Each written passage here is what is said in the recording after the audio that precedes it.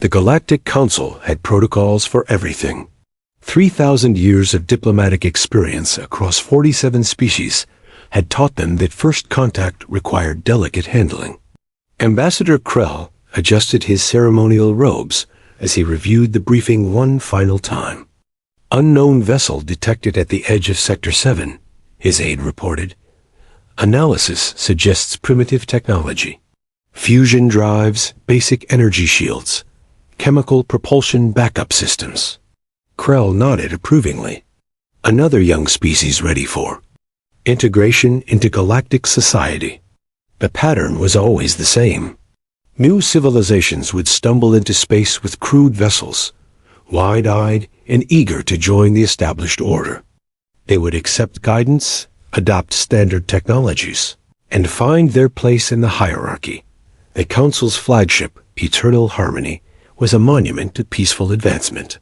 Its crystalline hull gleamed with embedded art from dozens of worlds.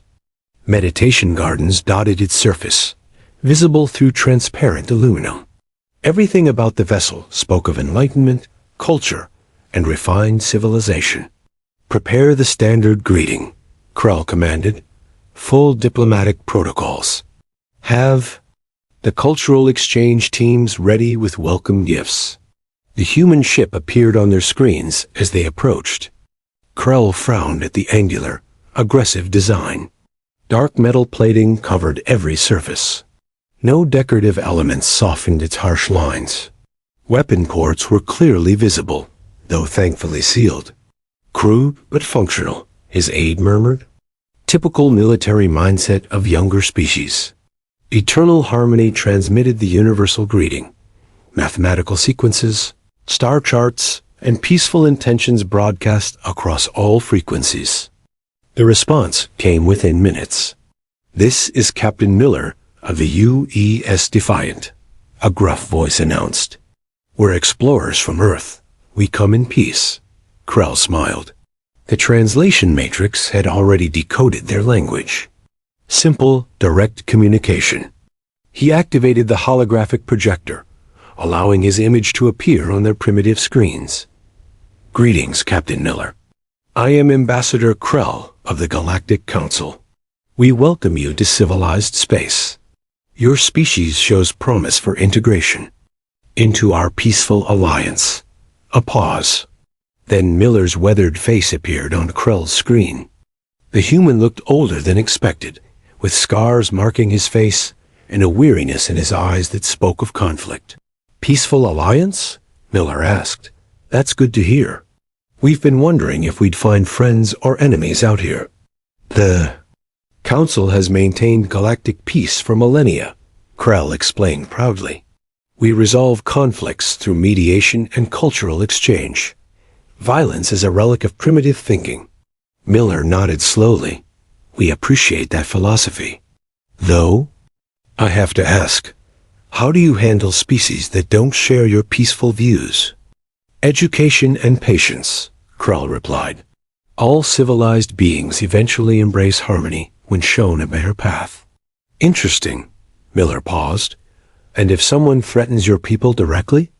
Krell's aide whispered urgently in his ear. "Long range." Sensors had detected movement. 3 raider ships were approaching fast, their hulls painted with skull markings.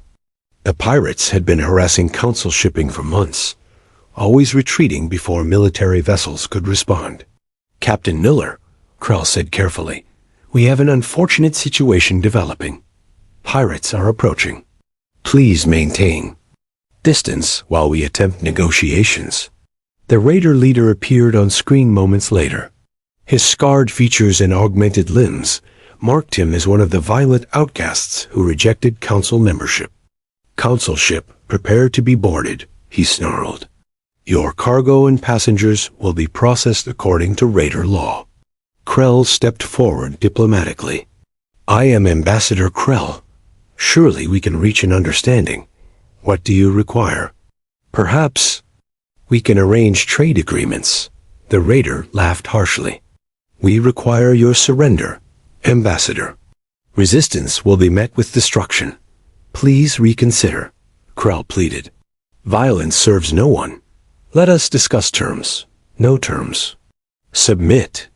Or die. The eternal harmony shuddered as Raider weapons struck its shields. Emergency alarms began wailing throughout the peaceful vessel. Crew members, trained in philosophy and cultural studies rather than combat, scrambled in confusion. Captain Miller. Krell transmitted desperately. "We are under attack. Please withdraw to safety. Contact Council military forces if you escape." Miller's voice came back steady and calm. "Negative, Ambassador. We don't abandon allies. But your ship is primitive." Krell protested. "These raiders have advanced weapons. You cannot help us. Watch and learn." The Defiant suddenly accelerated, its fusion drives blazing white-hot. Instead of fleeing, the human warship charged directly toward the raiders. What happened next left the Council crew speechless. The human ship opened fire with weapons Krell didn't recognize. Streams of accelerated metal tore through raider shields like paper.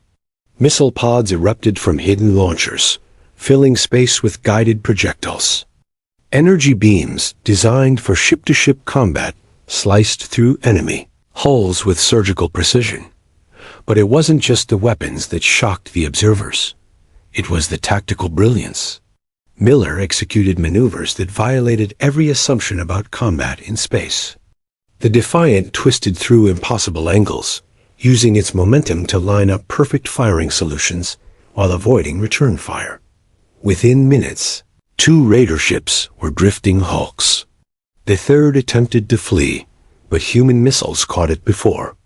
It could escape to hyperspace. "Raiders neutralized," Miller reported matter-of-factly, scanning for survivors.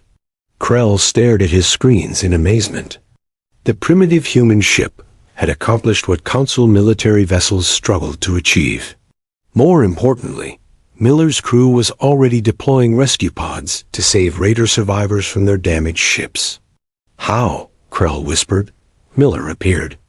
On screen again, his expression grim. "Ambassador, my people spent thousands of years learning a hard truth. Peace is precious, but it must be protected. Those who prey on the innocent understand only one language. But your technology seemed so basic," Krell's aide protested. "Basic doesn't mean ineffective," Miller replied. "We build our ships for war because we've learned that predators exist in every corner of the universe. Hope for peace, but prepare for conflict." As rescue operations continued, Krell found himself reconsidering everything he thought he knew about civilization and strength. The humans had demonstrated something the Council had forgotten in their millennia of comfortable peace.